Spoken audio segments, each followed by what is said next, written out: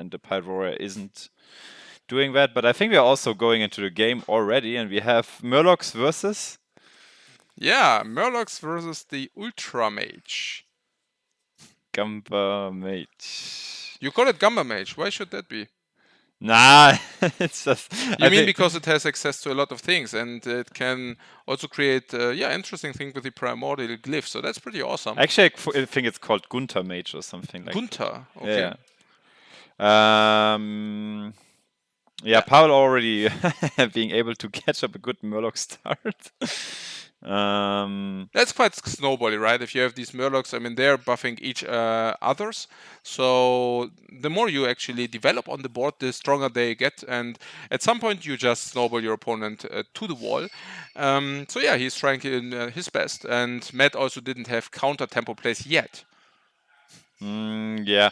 Also, yeah, I mean, Volcanic Potion is doing fairly well against that, but Paul just picked up the Murloc War Leader, which is really, really efficient on keeping your Murlocs alive. So I would say it's... I think the Mage especially struggles in the early stages from turn 1 to 5, because in later stages of games, Mage just has access to quite a lot of mass removal, that being Flame Strike, Meteor, Blizzards, and once you're able to cash in on these freeze effects or removals, you're normally in a quite good shape.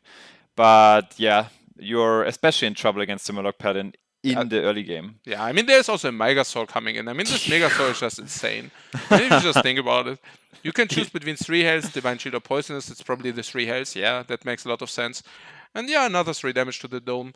But yeah, I mean, Matt doesn't take that much damage, that being said, right? I mean, I think it's he will probably be able to stabilize, don't you think so? I think it's looking fairly good.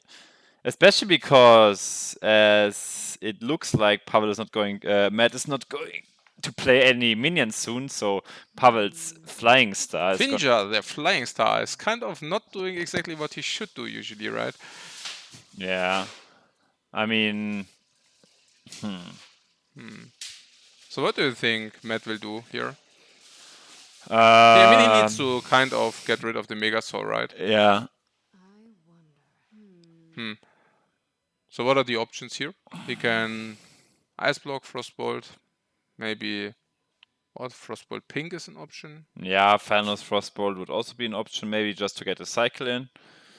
I think utter importance is just keeping your mana crystals used somehow. Okay. So I would say mana efficiency should be everything here, but cycling the Thanos is also pretty juicy. I mean, mana efficiency would be Frostbolt and Ice Block, right? Yeah. So that would be the mana effective play. I also wouldn't mind the Frostbolt Ice Block. He seems to be keeping the Thalnos for the Volcanic Potion to have a 3 damage AoE. Yeah. I would have really not minded the Ice Block, because you could have also combined it next round with a Medivh and Volcanic Potion.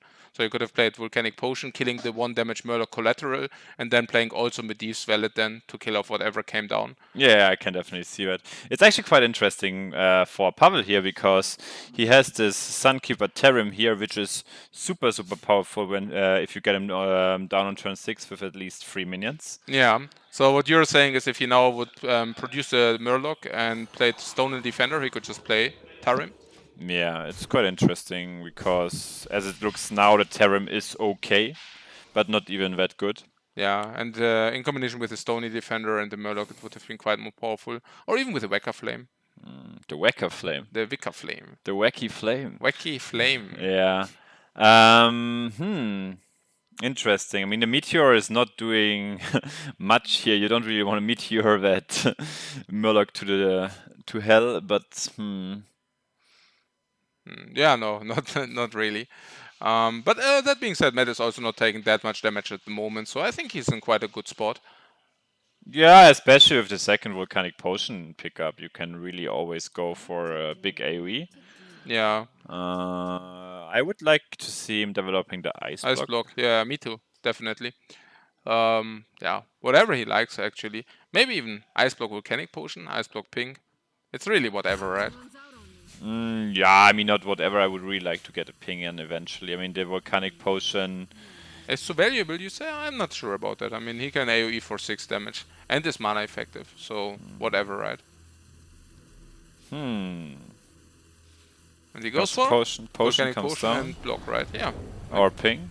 Or Potion ping, sure. Yeah. So he's setting up for the potion next turn. So I think next turn he wants to do Falnos potion ping to clear the board, which makes perfect sense. But then he would have needed to ping the other, right? Or what do you mean?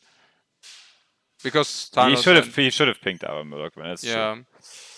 So I think he's setting up for what exactly? For a potion into He wants to keep himself with the option of not playing Falnos, but yeah, it's quite of a riddle, I guess, from here. Tarim coming down. I mean, Tarim looks quite good, giving the Murlocs a little bit health back, and especially the attack. Also developing a 3/7. I mean, Pavel's hand is not exactly ideal, is it? I mean, he really drew some weapons. The Vicar Flame is also not doing that much in this matchup. How's the matchup generally? I mean, I wouldn't underestimate these Stonehill defenders, especially. Okay. They can bring you good stuff. I don't think the hand is so bad from Pavel's side. I mean, he has the weapons. He already got the snowball in there. I mean, he's really going in there. Okay. What might be the reason that Matt is keeping on so long on this ice block? I mean, given that he could have also developed it already last round. Maybe he feels like it's not necessary yet. Maybe he wants to keep it for later turns. It's quite questionable because the Medivh's Valid is also sitting there in the hand, kind of doing not exactly what he wants him to do, I guess. Yeah, exactly. I mean, yeah. I mean, Pavel is really one of lethal. I mean, that's really crazy, actually. Is it that crazy? He was hitting the face all game long. Here, maybe just swing face. Yeah, maybe Matt really lost this 3 mana ice block. I mean, instead of pinging. So that's quite a huge thing, I guess. Not just having the ice block down. That might have been a very heavy misstep. Okay, so... Yeah, so you can either develop the weapon plus the Murloc or just the weapon and just bring him on to 1 HP. I can also see that. At this point, as from Pavel's perspective, you just want to play aggressive. Just jam him. Yeah, absolutely. You want to make sure that you can always proc the ice block no matter what happens. Not looking exactly ideal. I mean, can you at least clear the board here? You can equip the ice block. Use the valet on the Tarim, ping him. Now you can't fully clear, but you can delay. But now it looks really grim, right? Because Pavel can just proc every round the block, and then he can just attack the face to kill. But if there is an Alexstrasza pickup, the tides will shift. No, I'm not sure how much the tides will shift, because Pavel can also always redevelop something. So even if there's an Alexstrasza, she will also only delay by 1 turn, right? So I wouldn't be too sure about that.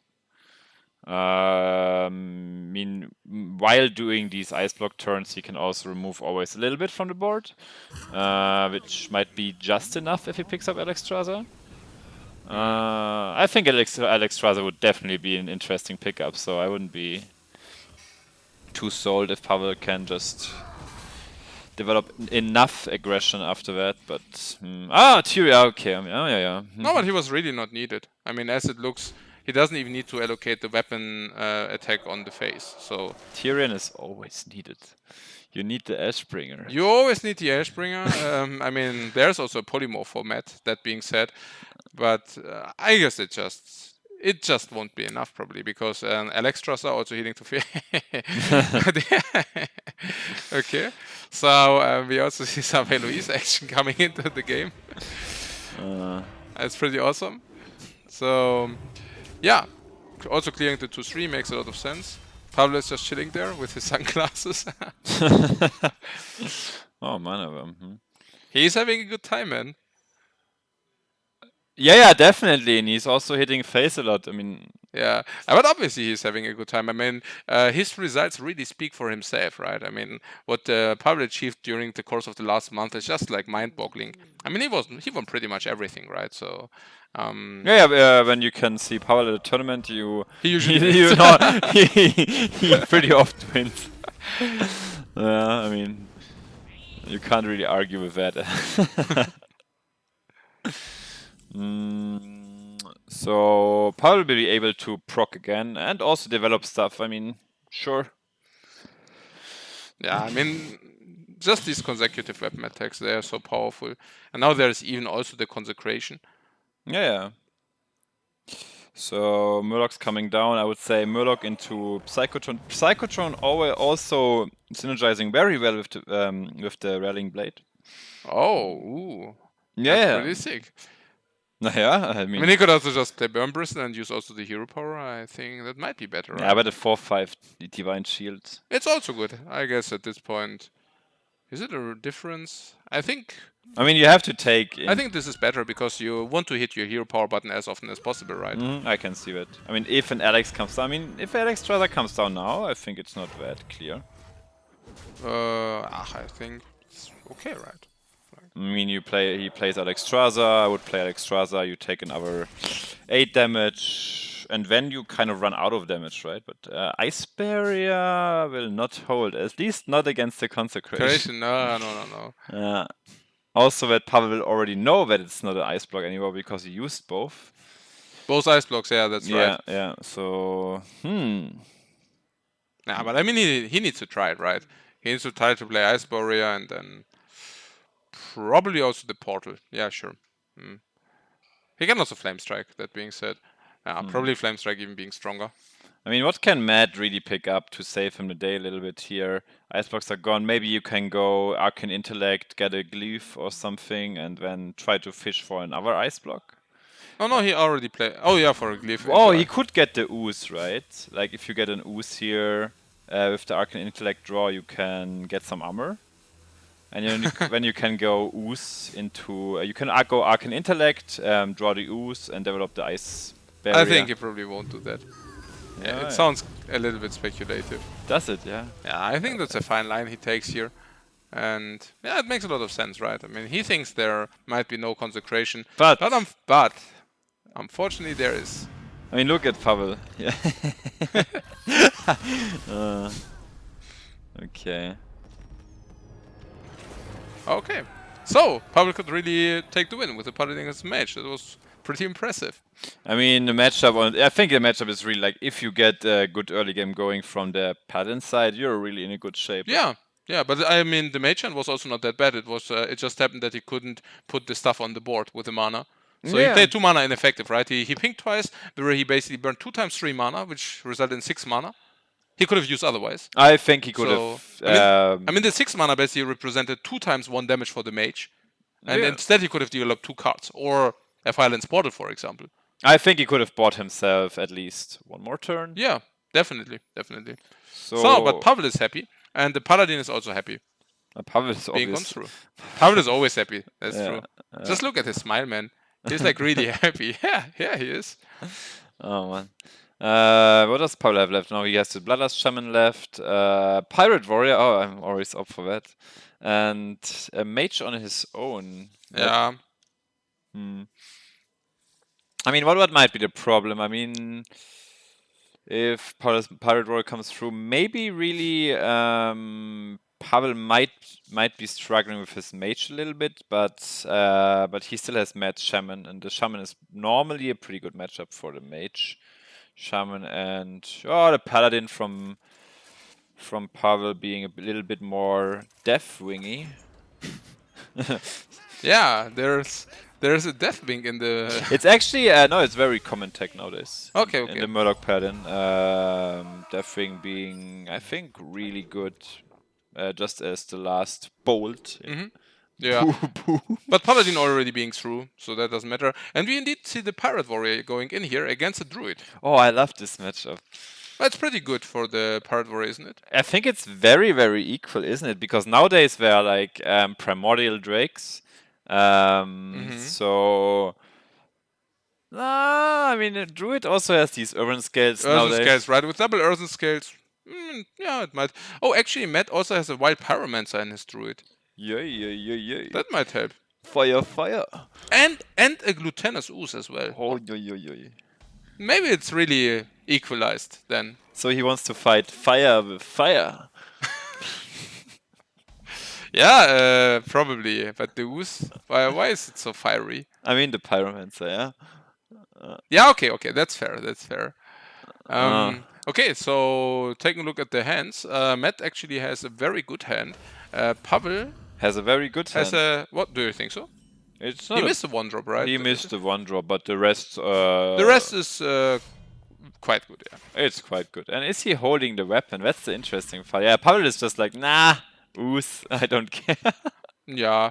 Okay, so I mean, Matt actually also decided not to wild growth round 1. Do you with the coin? I mean, he could have done so. Oh, next turn is gonna be so big for Pavel. He's gonna be able to play a Corsair, a Cultist, And a Corsair.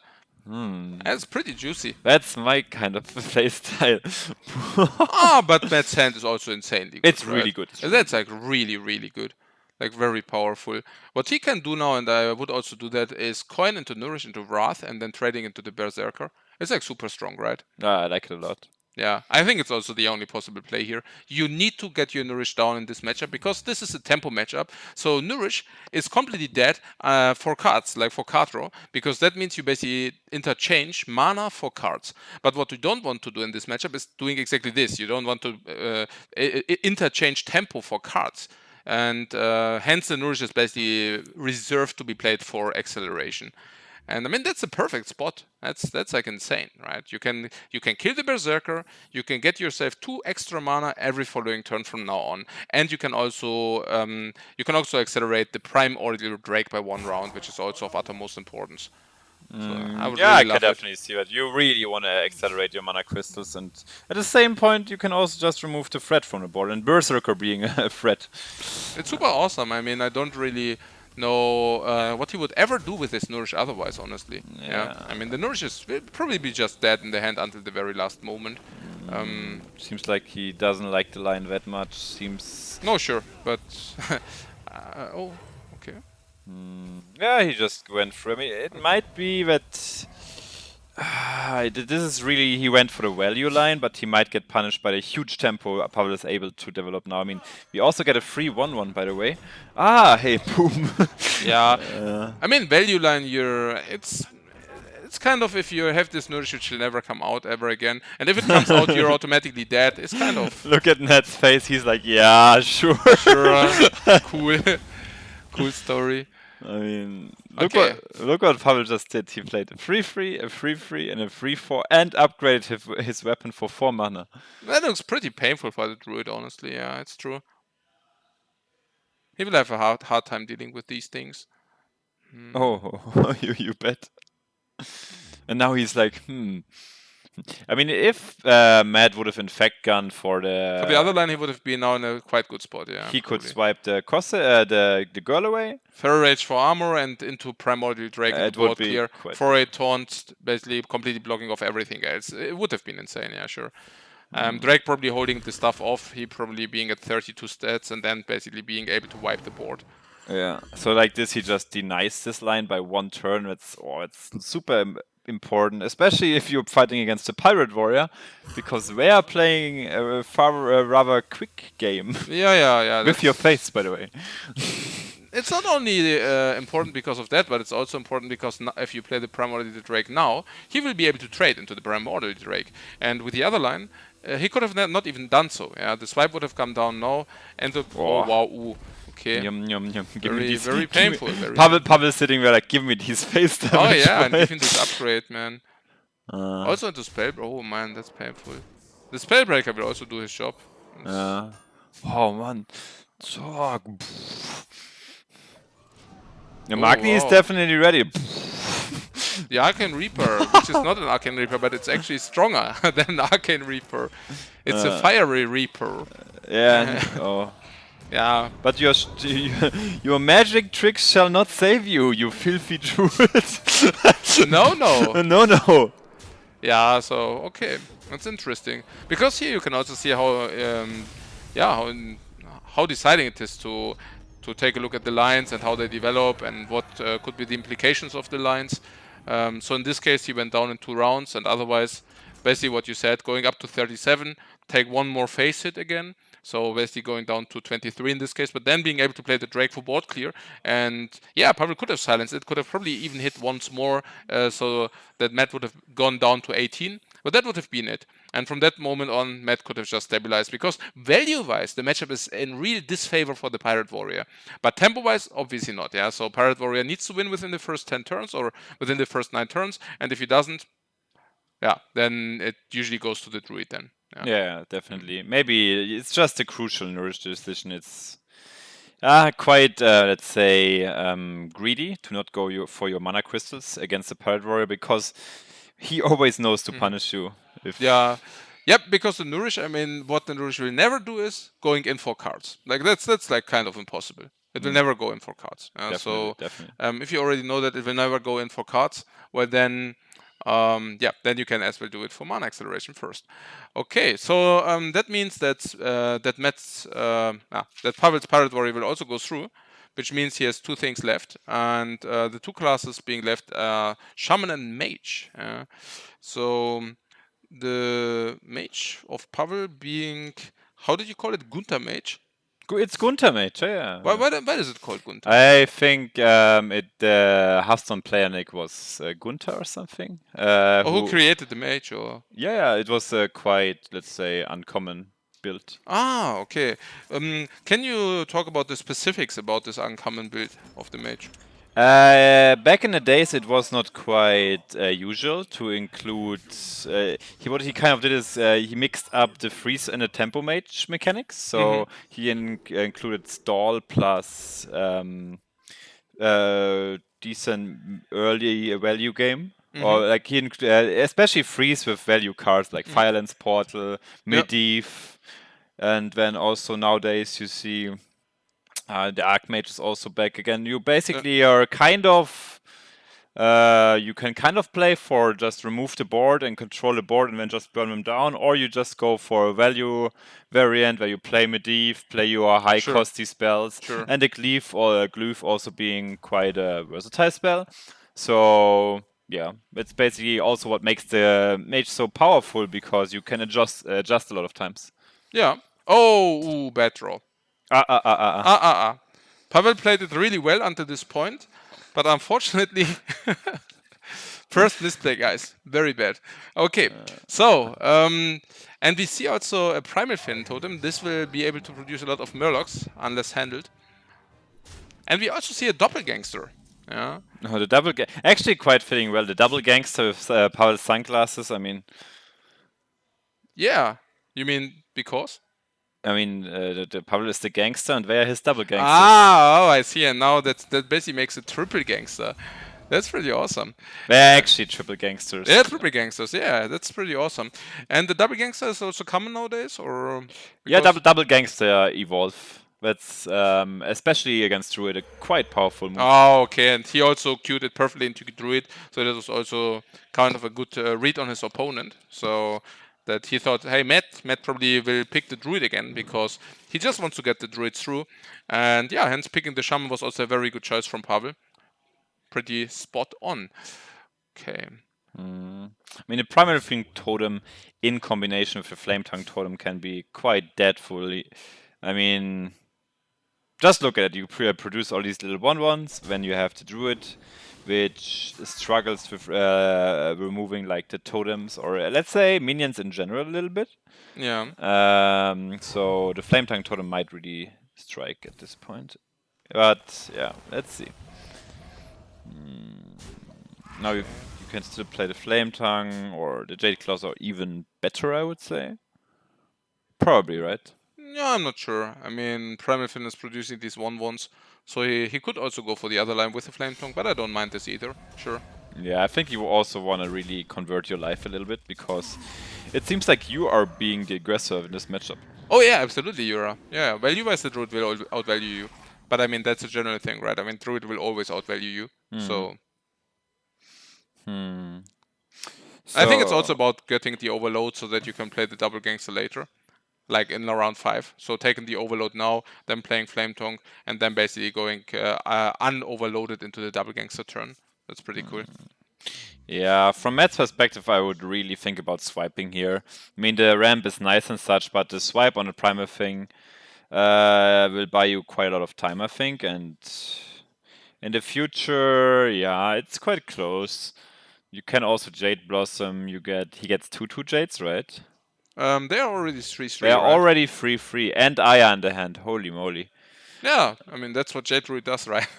Growing these shades No, bigger and bigger. not always, not always. I mean, if you already have 3/3 Jades, But he will probably play the swipe now, right? I mean, he will play the swipe now. Next round he will go Jade Blossom Brass, or don't you think I so? like this line. I like this Yeah, line a yeah. lot. Yeah. Makes a lot of sense. So there's a swipe coming down. And yeah, Pavel's board is kind of gone. And the thing from below is also kind of expensive. Yeah, I think Pavel is really. Struggling this game, at least, yeah, definitely. Yeah, also with the patches throw. If he gets an evolve that can certainly go for. And he can certainly go for like a swing turn. Yeah, yeah. That's also what he needs here, I think. Otherwise, he will have quite a stony way. Yeah, I also think he will probably become overrun by all these Jades. I mean, there is basically what you said. The Jades are already big, and they are just growing bigger and bigger and bigger every turn. I mean, there's even armor now for Matt if you really choose to opt into that, like and the Feral Rage if he really has problems with the tempo later. Basically putting the big stuff on the board, but he also won't die because of this Feral Rage in his hand. So it's just very strong overall. Yeah, I can definitely see that, but I would just like to see him sticking to his line, just going for a Jade Blossom now. Also, clearing up minions from the Shaman is usually quite a good choice. Yeah, I mean, he can just play Jade Blossom to Shapeshift, right? Just making it safe. Yeah, So I like this a lot. I would also not know what else, right? I mean, Yeah, he's probably thinking about a Jade Spirit, but mana-wise also not as effective, so... yeah, maybe he also thought about cycling the Wrath on the pirate instead of shapeshifting, which I can also see. Yeah, definitely. So Pavel can choose to create a totem here, play the thing from below. The gangsters are not that gangsterous here. Gangstering, yeah. Um, But I mean, in combination with the Flame Tongue, it's always possible. But Thing from Below, I mean, Totem Up Thing from Below being the other possibility. Not too bad. I like the totem into thing from below. You also want to create some more tokens. I think you really should preserve these double gangsters for your evolve. I think that's the only way you can come back in this game. Ah, okay, he opts in to basically make the Thing from Below even cheaper. Yeah, I like this line too. I mean, he says basically, okay, I'm getting rid of this, and I want to just create this swing turn later with the Thing from Below. So not playing the Thing from Below now for more expense, but rather trading my minion. Oh Yeah. look, there's also the ooze just in time when the weapon broke. Always too late to the party, you mean? I mean, What a pity. oozes are not the fastest, so definitely understandable, right?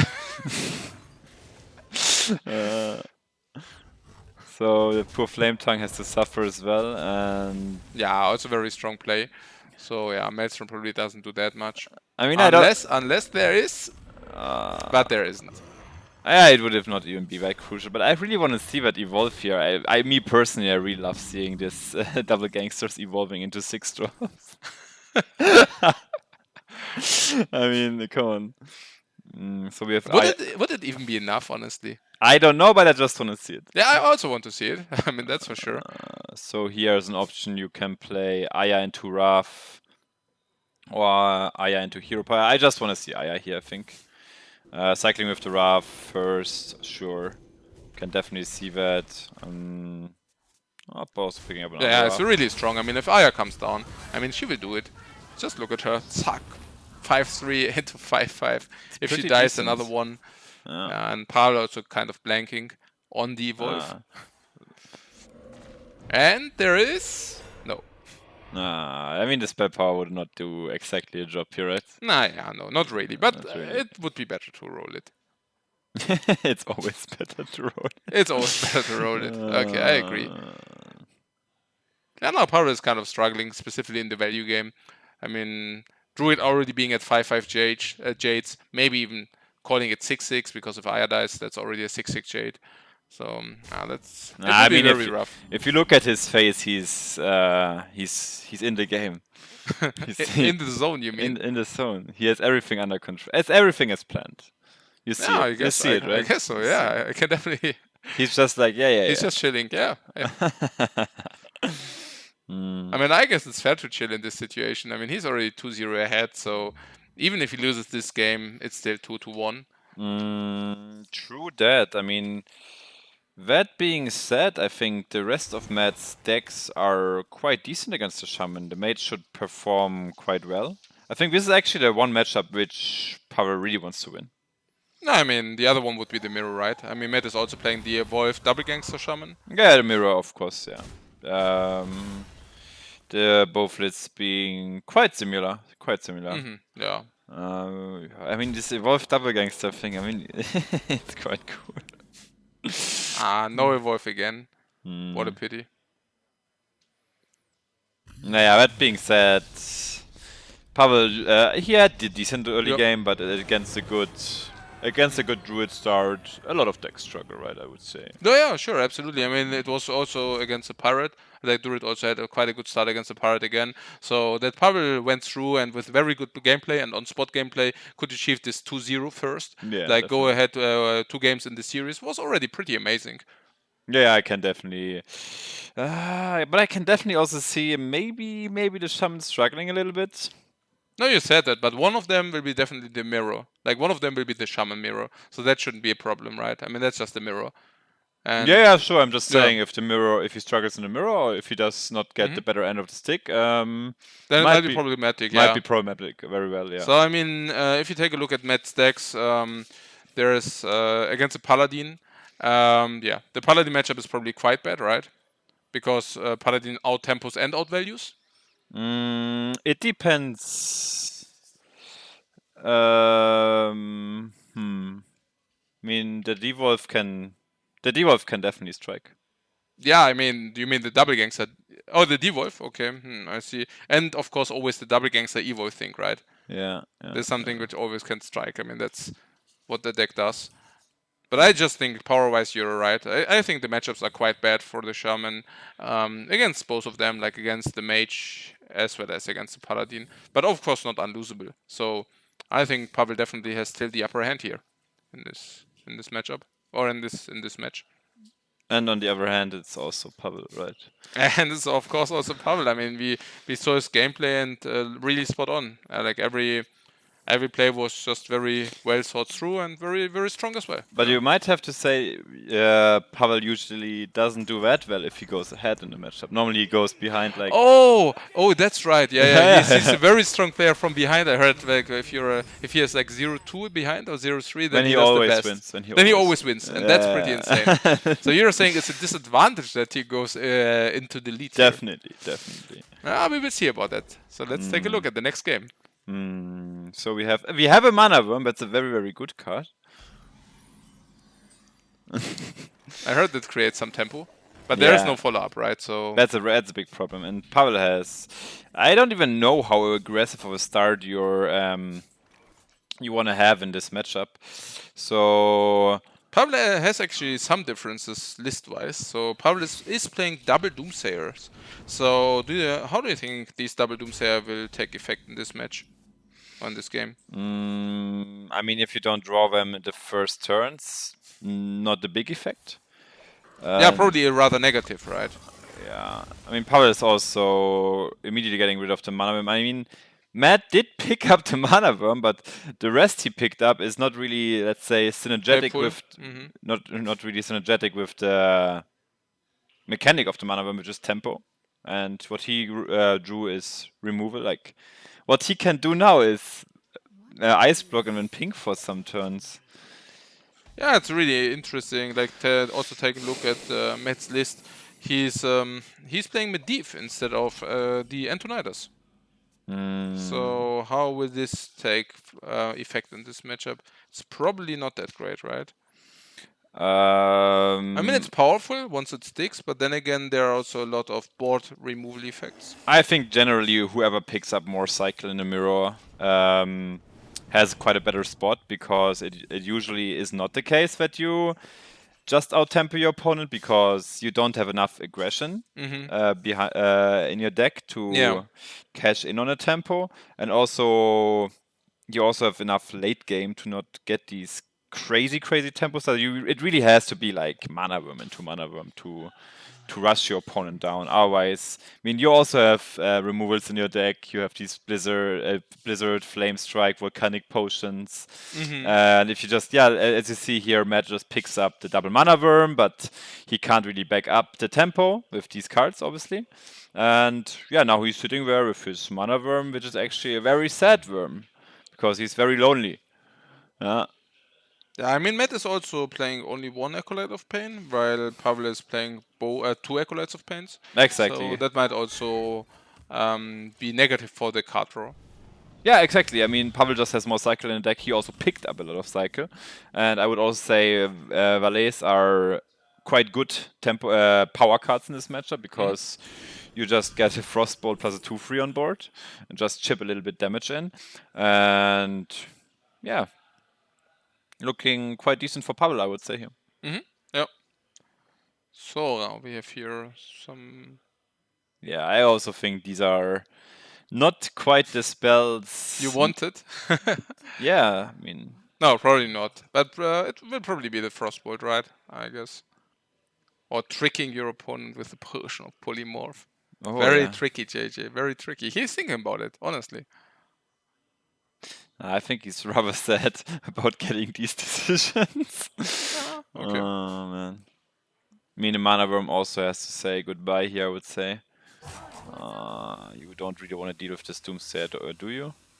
So it's time to say goodbye? Matt sees it different. It's quite expensive, so I mean, this Medivh's Valet, I mean, or is it Wallet? Medivh's Wallet, right? Yeah, something like that. And he likes to play with fire, man, and the fire on the worm. Well, it's like ultimately strong, this one. That is so good. Boom, 3/3 removed. For 2 mana, and I get another dude. It's pretty sick. It's pretty good. It's pretty good. Matt is really looking sad. Yeah, I mean, I can get behind that. Mad face. Yeah. No, normally it's sad face, by the way. I also have to tell you. I mean, I'm introducing Lifecoach in the meme school. Yeah, and I'm really thankful for that. Yeah. It's really awesome if you have a meme teacher, guys. That's, I mean, that's something I always wanted. I mean, yeah, really. I mean, the most important thing, if you have like player names, you have to convert the players' names into meme names. Like you have Matt, you can make Mad Face instead of Sad Face, for example. It's pretty sick. Or you can make something like Paveling Book. Paveling Book, for example. That's pretty sick. Yeah. I have to say that's very awesome and skill heavy. Like it's like an art. Like memes are an art. They are definitely an art. It's nice that you realized that. Pretty awesome. Maybe we should call you Mr. Miyagi. Meme. Mr. Miyagi, not bad. Mr. Miyagi. Yeah, not too bad. Not pretty sick. What? Yeah. Hi, people out there. We would like to welcome you all to the Lifecoach Summer Mansion stream. We just got updated that the country streams are doing very well. Yeah, so we are basically also broadcasting this awesome tournament over all channels. So we also have a German channel, a French channel, and a Russian channel, of course. And yeah, we just get the information that those channels are also very busy, or do you say busy? No, they are very well visited. Very well visited. Thank you very much, JJ. No problem. So JJ is not only teaching me the memes, but he's also teaching me English. Naja, what would you do without me? That's what I ask myself sometimes. Pretty awesome, yeah. From now on, JJ will be Senpai JJ. Super Senpai. Super Senpai, yeah. Okay. So, getting back to the game. So Matt, actually he cannot really do stuff with his mana. Like while Pavel is like chilling on his 10 cards. I mean, there are 9 cards at the moment, but he's just chilling on like a full hand. And there's even an Acolyte on the of Pain on the board. And meanwhile, Matt is just doing nothing with his mana every turn, and that obviously doesn't feel that great for him at all. Yeah. I mean, if you take like this, Pavel is the gangster with the sunglasses, and he's cashing in every turn on the mana crystals, being really wealthy. And Pavel and Matt is just sitting there, and he can't spend his resources. That's really sad. Yeah. But maybe that's a reason for the glasses. Yeah. Yeah, obviously. So, So the you're more gangster you are, the more you can collect. then you have better deals. Like you can Then you have spend your better resources deals. better because you have better connections. Yeah, maybe you should go to Gatgatchen. Yeah. Yeah. And pretty cool. I mean, Pavel looks very happy, and Matt looks a little bit not so happy. I mean, he can still draw stuff, so and maybe also the portal could deliver. I mean, portal on this rabbit looks kind of decent. It's a sensei rabbit, right? It's a carrot sensei. It's the rabbit sensei. The vermin. It's a vermin sensei, but it's obviously carrot sensei. I mean, just look at him. He's making the carrots flow around him in this aura. It's pretty crazy. It's pretty awesome, yeah. I mean, it's the aura. How Oh, do you he's call it? making him over. It's the carrot aura. No, and it's not the aura. It's like the flow. What is the flow? Chi or something. Gee, how is it called in Naruto? What is it?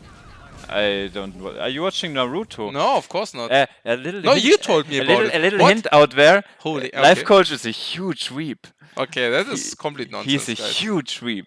Okay, I see. So JJ is a complete weep, guys. Yeah.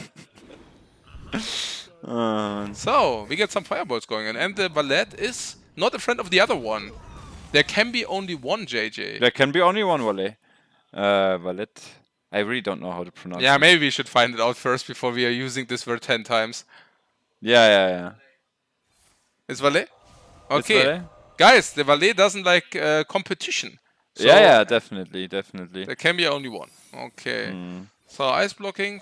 Yeah, goes but out. to get back, I mean, this matchup is so cycle heavy. If you get quite nice resources, you can't get really pressured from the other side because minion pressure is not there really. This is it's really like, if you imagine, it's like really two mages fighting against each other. The one has all the spell rolls and the other one doesn't. I also heard that the one mage has earth elementals fighting for him. Oh yeah. Maybe he's simply the better mage. Yeah, maybe. I mean, he's summoning these earth elementals. Oh, that's so awesome. It's like there's like Medivh versus Jaina. Medivh like, BAM! Earth Elemental from my portal, and now we see what Jaina can do. No? Just imagine you do a portal and then the earth elemental comes out and is stomping your opponent for 5 damage. BAM! I'm the earth elemental. You summoned me. So, 10 mana available for Pavel. Yeah. So. I just pyroblast the face every time, right? Oh, do you? No. You just draw a lot of cards. Just cycle, mana worm. Mana worm, yeah. I like it into glyph. And then you can also play something else. See what we can get. Oh, the Kabbalist Tome is so much value. Oh, man. Yeah, I guess Pavel will. I mean, as I remember, never run out. Pavel always had a lot of success with Mage, right? If I just remember the last BlizzCon. Yeah, also I heard that Pavel had a lot of success with these books. He likes to read, right? That's why it is. That might be. Yeah. Really? I think so. So what you're saying is he befriended himself with the books. I think so. So the books are his friends. No, and as such, they will always carry good stuff. So let's see. Let's see what he gets. Let's see what. What the? Okay. Yeah. No, yeah. Okay. He definitely likes to play with fire, as we can see here. Bomb to the face. So this little sweet Kabbalist tome, as you might think, just created another 22 damage for Pavel, and Pavel is like, yeah.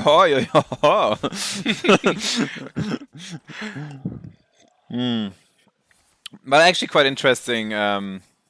At the counter spell he also got various. The 2 cards. they are just gone. They are just gone. The 2 cards. Yeah. So Forbidden Flame, Flame Strike, counter spell. At the same time, Matt is doing these spells, and I mean he can also get 1 counter spell at least, but that's not quite the same, I guess. No, I don't think so. This is really. I mean, Pavel will just start to burn Matt down at some point from the hand, even, I think. Yeah, from the hand, are you sure? He only has access to 38 Yeah, damage. it's because you make fireballs with your hands, you know. I mean, No, I know, but it's only 38 damage, man. it's only 38 damage. Should you not wait for a better spot? Naja. So we can either ping the minion or the face. Oh man, it's quite a rough spot. I mean, Paul is just like probably getting this pyroblast suited to the. Yeah. They have to come at some point. Oh, it's very nice. Now you can go for a meteor. Yeah, I mean the thing is, it's really sad because if Matt doesn't kill the 2/2, which yeah he doesn't, Pavel can just proc him now.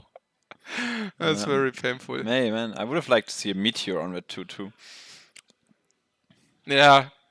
You might Things which actually won't think that a meteor would damage your opponent heavier than a fireball does so. But no. Meteors don't go face. Sad face. Sad face. Just imagine if you can meteor face. For 15 damage, you mean? Bam, 15 damage. for six mana, yeah, sure. Yeah, absolutely. Things which won't happen. Okay. So yeah, Pavel can now. Okay, he's. This used to be a serious tournament, guys. Okay. Yeah. So Pavel can proc, and obviously he will proc with a double fireball into the face. He's just sitting there and smiling. He's just like, nah. No, didn't you see it? Eloise is going there and always like doing the stuff. Yeah, I saw it. Shouldn't affect the world champion's mood, so. No, it doesn't affect his mood. He's just chilling. Bam, eat my fireballs. Bam.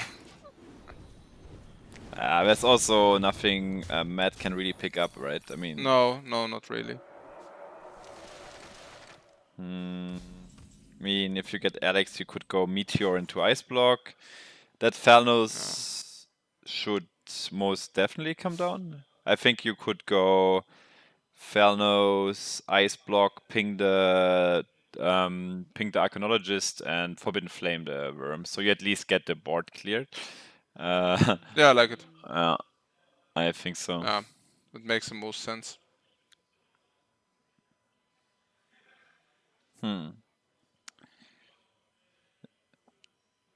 Yeah, I think Matt is just thinking about what could I possibly do to Survive? somehow survive, somehow come back, and the answer is just somehow get you Alex Strasser and refill your life. Otherwise, the ping from the opponent is just gonna get you at some point because you only have 2 ice blocks. So, yeah. I mean, as a matter of fact, Pavel would have to use a burn spell here, and if he would do so, and Matt would have Alex Strasser, he wouldn't have enough burn to follow up. I think that's quite interesting because the rest of Pavel's hand is actually doing nothing. That's quite interesting because Pavel decided to play the Mana Worm last round, while Pavel could have procced Matt at 1 life. And if he would have done so, he could have basically prevented the situation which just occurred now. Hence, basically pinging Matt to proc the ice block. Did you like the Mana Worm more, or did you like the line, the other line which would have brought Matt to 1 life? I think bringing him to 1 life would have been quite better because like this you give him just an extra draw, right? Yeah, probably, but maybe Pavel thinks he wins anyways, so it might not change too much. I mean, Pavel, Matt should really. I think you should really ping your own Blood Mage here, just to get the extra draw in. I mean, did Matt just think about fireballing his own face? I think I just saw it. That's also Pyroblast, but doing nothing. I mean, Yeah, you can just double fireball the face and then pass, whatever. Yeah, it's not. I mean, what else, right? I mean, what do you do here? Yeah, you use the fireballs now. I mean, time is running out, JJ. Interesting. So you get the fireball in. Sure.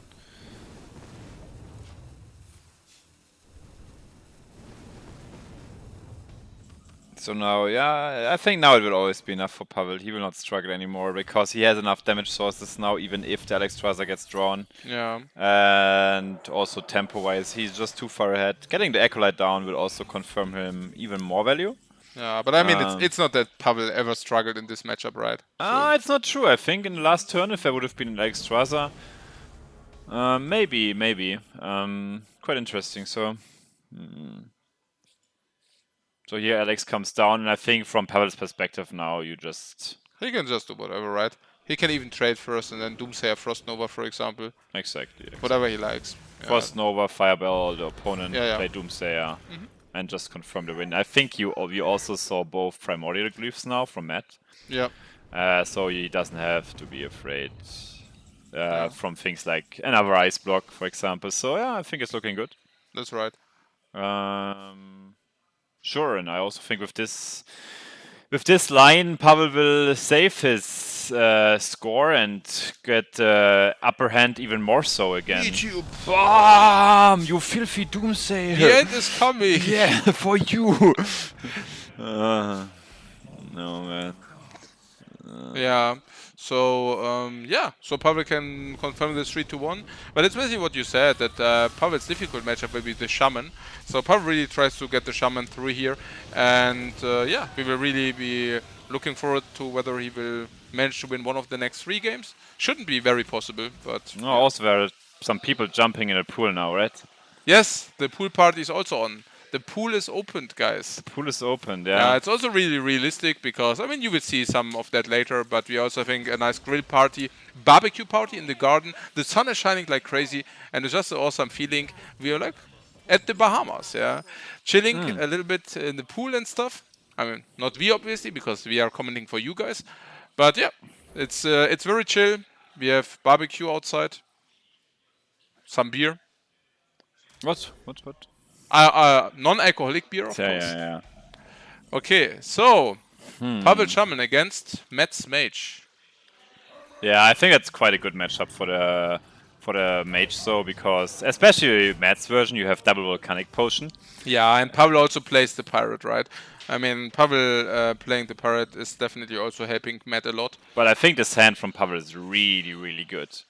You have the 1-drop into the Primal Film Totem into the redraw mechanic, which is the Mana Tide Totem here, into Barnes, into Bloodlust. It's pretty good. I mean, there should be some potion coming in soon, like the volcanic potion. But there isn't. No, there is not, JJ. There is not. I think Matt really wants to, he wants to deal this. The problem by doing so is I think the Mana Tide might draw more. The Mana Tide will cash in, yeah. And not only a little bit.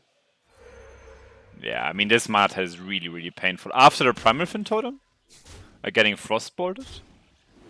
The Mana Tide will do a job, yeah, and a pretty good one as well. Bloodlust also helping by quite a margin. And yeah, Matt has definitely some problems here. I think it's getting Fireballed, man. Oh. What do you totem burn! Whoa, that is so freakingly expensive. Do you think that was worth it?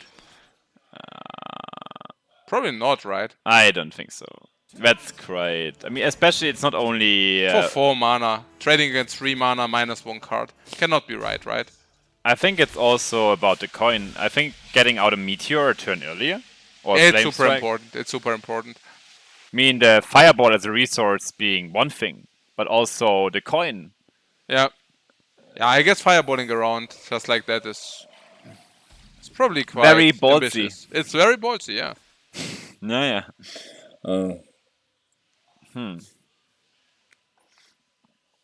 So let's see. So the Bloodlust here confirming 15 plus 7, so 22 damage. So you can proc him here. Bum.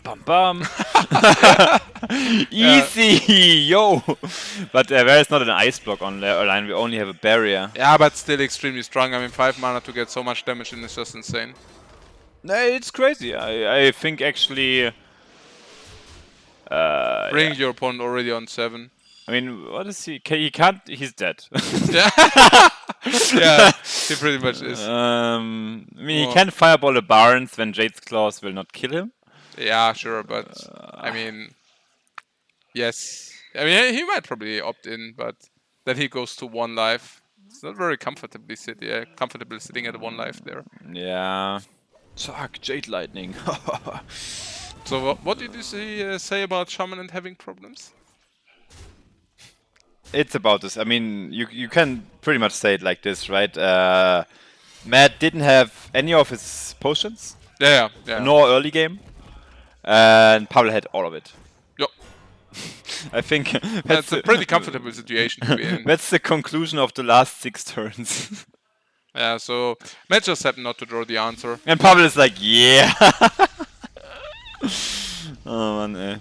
No, yeah. I mean, this is how it can go, right? That's how it can also specifically go if you play against Pavel. I mean, he's not the world champion with no reason, right? No, Yeah. obviously. I mean, what we saw was absolute top gameplay from his side throughout the entire match, basically. Not seeing any kind of